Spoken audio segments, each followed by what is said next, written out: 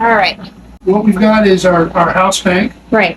and what you're seeing is 6-volt batteries Yep. tied together to create 12 volts. Right. That's 250 amp hours, 250, 250, 250, so you have 1,000 amp hours of batteries. Okay. We'll get into care and feeding the batteries in a minute, but this is more just pointing out. There are blocks that hold the batteries in actual place. You can't move these batteries an inch. Right.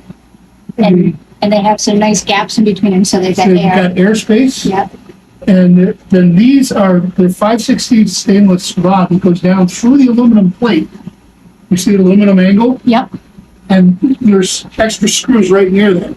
So it goes down into there, and there's a nut that stops the bolt from coming up. Then there's a locking nut on the bottom. They become rigid and become like studs. Yep. So in order to take this off, you just undo these nuts, Right. cut these wire ties, and the whole thing lifts off, and then you can And get you the can change batteries your out. battery out. We're able to use these are the original, or the ones that That they Diversified made. were made for So we made use of those. Good. Good. I like recycling. What we've got is we've taken all of the DC negatives, we brought them up to this bus bar, Okay. 650 amp bus bar, so nothing's going to hurt this. We have a common point now. Right. The old system, all these negatives were tied to one battery, Right. and there was a bunch of cables stacked on top. Right. And It's just not. it was like loose and crap. it didn't stay tight, and it also didn't like stress that battery out. Oh yeah, it can stress batteries out because the whole load is indirectly jumping through that battery. post. Right. What you have here, these are called power bars, and this is the shunt. This is the Victron Energy Monitor shunt, and what it's got the fins, and it's measuring across. So this is counting milliamps. It's counting amp hours in and out. Okay. It's also looking at voltage. All the information that we're getting up on our Victron monitor Right. is coming from this guy. Right. So it's accurate. Very accurate because it's right here. And all new cables, so no dirty cables, no loose Right. cables. No corroded ends So or anything. what you have, what controls this, there's a phone cord that goes to the back of the remote. And you see there's two leads, these two little leads. I do. The second one is right here, EMON aux. So when we go to the aux feature on the energy monitor, Right. that's showing our engine starting battery. That's where that little cable is going down to the engine starting battery. See the cable Yep. I see it. right there. And then the other one, this is the reference. See right here? This is the reference for the energy monitor. If I take this fuse out, it'll kill the unit. Wait. Say that again. What does a reference mean? Well, it's the main power. If for some reason you had to depower this, Okay. you do it right here. Just take the little fuse out. Oh, all you're disconnecting is just the energy monitor. Oh, if I need to disconnect the energy monitor, That's to disconnect the energy monitor got it. or to reboot it. Sometimes energy monitors are kind of weird that they use an algorithm and they get better. For a while, they get actually better. The first couple times out when you're discharging and recharging, Right. it's learning to be more accurate. Okay. But eventually, what'll happen is the unit might get out of whack. Okay. And if that's the case, you may have to, it's called synchronize. Okay. And it may even flash synchronize. Okay. Just hold two buttons and it just basically clears out all the extraneous stuff. Okay. Rebooting. Rebooting, yeah. What we've got is this comes over, goes to a huge bus bar, Right. okay? And each one of these bus bars, each one of these cables has a specific purpose. This is the battery for the start. Okay. Again, it's on the load side. Right. So what we want to know is everything coming in, Right. across, and everything else in the whole boat is load only. Okay. So anything on this side, it could be your windlass, could be your whatever, Right. Things that- electronics, everything has to come through here. There's to the port starting battery. Now here is the house negative to the lower bus. And when you look in here, kind of aim at this side here. Yep. See, there's another bus bar with a cover, I see it. and it's labeled. This is the lower bus house system. Okay. And the reason we put that down there, in a perfect world, I would have extended all these wires and brought them over here. Right. There's no reason to. The cables, the connections, the ends are Right. good. Are good. What I did is I just got rid of the switch, Okay. put that lower bus bar, put everything there, labeled it all, Okay. And the reason that's really good is, remember, we have some wires that are going right here. See these two big guides right here? Yep. That used to be the old battery bank on the other side. Right, that would make that long run. Right. But what we did, putting batteries over there, as we know, doesn't make any sense. You can't monitor it. Right. It doesn't work that way. Right.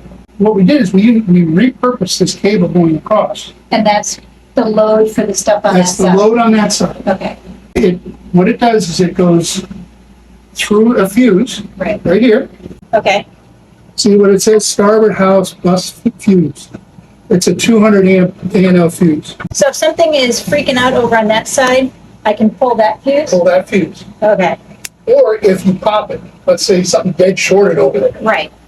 Now you go, I don't have any power over there. Why? What happened? That's It's this that's fuse. what I looked. You've got to have a fuse, otherwise you can start a Right, well, fire. I always have, And by the way, you can see where that comes. You see all these are labeled. House battery switch to inverter to solar. All of these are coming off the DC positive. Again, positives come up to a connection point. right, Then all of this goes out to the rest of the world. okay, But you see here, there's the inverter. So you have an inverter on one side, that's the power, that's the positive. right, And here's your negative for the inverter, right here. Everything's labeled so you can see it even down to the solar. yep, Solar's right here.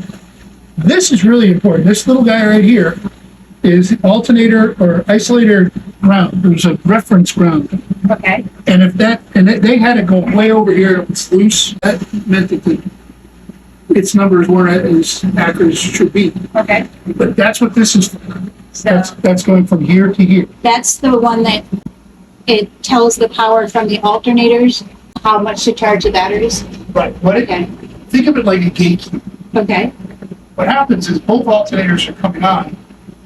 They both send the outputs where they say input. If you look on this thing, it'll actually say input. yep, That's one of the alternators. But let's back up for that. right, Alternator's a dumb creature, doesn't know it. right, it just spits out power, Right. There is a brain of the thing called a regulator. right, That's the Balmar regulators that we replace. right, and that's like, oh, in the. That's in the back. There's a little Yeah. digital display and you'll see the lights flashing. Yeah, That's what it's doing is it's been programmed to know how to charge these batteries. It's sending that energy up to this gatekeeper. okay, And the gatekeeper says, because it's so smart, it actually says, I'm going to charge my engine starting battery first, just for a little bit. Right. Just to get it up to the, right, because that's a crucial component. if you don't have that, you don't You start. don't start, yeah, But then after a while, the little red light that's on this display will go out. Okay. And then what'll happen is it'll start to charge it. right, And it charges whoever needs it. So the other engine starting battery might only get 4 or 5 amps. Most of it's going to go where it wants to. That's what this is. This is the gatekeeper for the alternator. kind of protects Right. the stuff Keeps it. between. Well, it's basically not. Or It's keeping it everybody designates charged. it, It right, designates who's getting. We mentioned about the solar. This is Yep. how to turn the solar off. Yep. Right here and there. Right, and then one up And there. remember, if you're going to repower this thing, you got to do 1, 2, both. 1, 2, right? Right. 2, And remember, 1, Yeah. 2, 1 back on. Yeah. That's the solar controller, and you can see there's a green flashing light. Yep. That should, when it goes to absorb, and then when it goes to float, I think it flashes fast. Okay. That's the inverter. Yep. Okay. And again, we talked a little bit about temperature compensation. One of the things I would suggest you do in the summertime, you're not on the boat actively using it. I'd leave this open. Yes, Allow that, Yeah. don't let that heat stay in there. Yep. Keep it as cool as you can make it. yep. Your Yeah, batteries will I'll be just, happy. I'll just put the mattresses up on the side. Here's the truism of batteries. All batteries are rated at cycle lives Yeah, at 77 degrees. That's the norm. Once you go 10 degrees over that, you lose 25% of your life. But underneath here, there's the inverter fuse. If you need to reset the inverter or if there was a dead short, that big, that's called a class T fuse. okay. Usually 300 amp.